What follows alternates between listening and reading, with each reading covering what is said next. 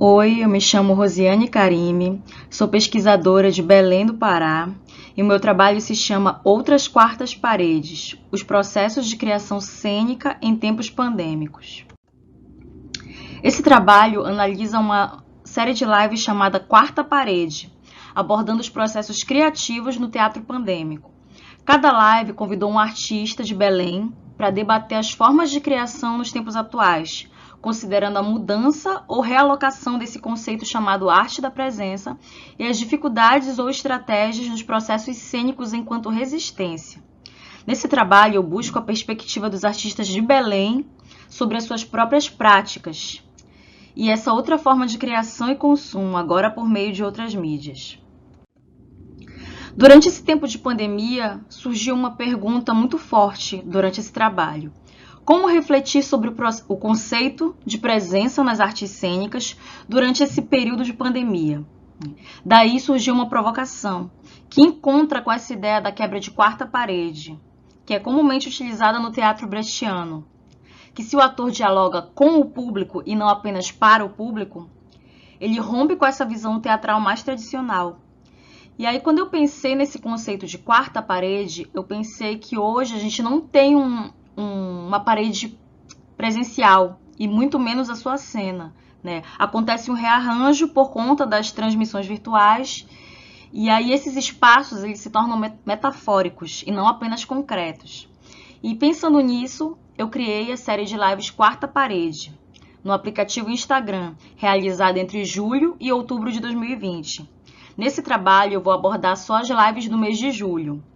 Eu convidei 4 artistas cênicos da cidade de Belém, Pará, Açucena Pereira, Ingrid Gomes, Paulo César Júnior e Enoque Paulino. E eu coloquei 3 questões básicas para eles responderem.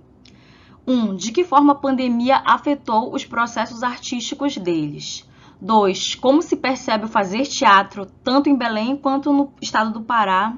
E 3. As estratégias de enfrentamento e resistência para esses tempos pandêmicos. Bom, de que forma a pandemia afetou os processos artísticos? Todos eles trouxeram questões muito importantes para serem debatidas e eu elenquei algumas. A compreensão e reverberação desse período de pandemia em si, como esse período chega em cada artista. O envolvimento ainda maior em questões sociais e raciais. Eu convidei 2 atrizes negras, então elas colocaram muito esse ponto da questão social e racial dentro do seu fazer. Como subverter um cenário caótico para trabalhar o cômico em cena. Uma das atrizes, ela é palhaça, então ela trabalha o clown e a comicidade. Então, como trazer essa situação do caos da pandemia para o humor? Como trabalhar isso no humor? As novas e outras formas de se fazer e ser teatro, não apenas de se fazer, mas de ser, estar nesse meio de teatro. O retorno para as próprias histórias, a questão do cenário político atual, que é bem preocupante, essa sensação de angústia e de luto e a reorganização dessas moradas e espaços. Como se percebe o fazer teatro na cidade de Belém e no estado do Pará? Bom, eles refletiram sobre o que se produz na cidade de Belém e chegaram a uma conclusão de que o Norte e Nordeste tem muita coisa boa. Só que num parâmetro comparativo com o eixo Centro-Sul do Brasil, parece que está muito abaixo. E tem muita coisa sendo produzida, né? Eles tocaram na questão da grandeza do estado do Pará como um estado muito importante em seu território e sua cultura. O empoderamento artístico, ou seja, esse fazer, levar em conta a qualidade daquilo que se produz. As questões sociais e políticas que envolvem fazer teatro. A ausência de políticas públicas, ou seja, meio que essa falta de retorno do Estado. E o fato de se fazer muito com poucos recursos, ainda assim ser o teatro de resistência. E a questão dos editais e do ensino de teatro, como esse acesso se organiza? Será que ele é justo? Será que ele é igual para todos os grupos e artistas?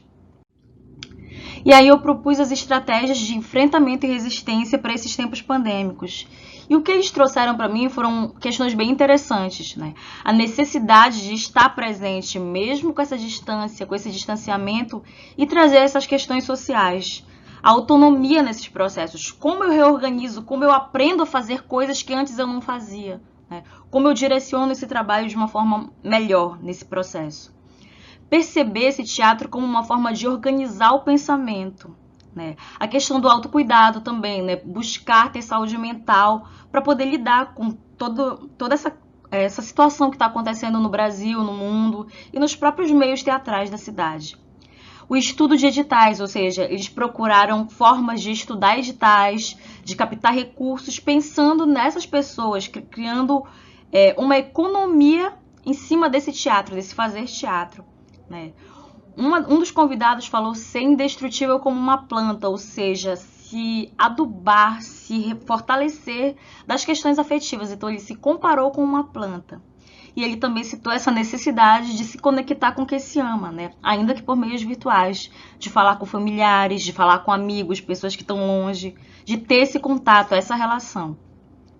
E a esperança que todo esse caos de 2020 vai acabar, né? Que não se tem ideia de quando nem como vai acabar. Mas eles mostram que apesar da dificuldade, apesar dos problemas, existe essa esperança. E essas lives foram muito importantes para eu compreender como esses artistas enxergam o seu meio teatral, as relações que se estabelecem, as proposições que surgem, as trocas feitas nesses meios, né?